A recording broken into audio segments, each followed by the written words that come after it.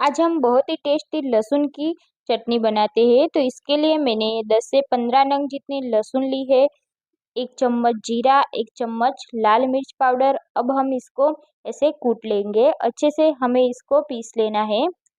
यहाँ पे आप देख सकते हो। अब हम इसका एक तड़का लगाएंगे। तो मैंने यहाँ पे एक पैन में 2 चम्मच जितना तेल लिया है।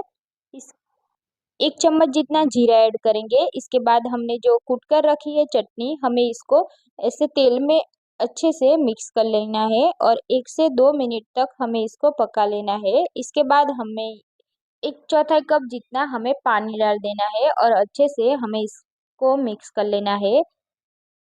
1 चम्मच जितना काश्मीरी लाल मिर्च पाउडर और 1 चम्मच जीरा पाउडर हम डाल देंगे और नमक हम स्वाद के अनुसार डाल देंगे। इसके बाद अच्छे से हमें इसको पका लेना है, 1 से 2 मिनट तक पका लेना है। यहाँ पे हमारी चटनी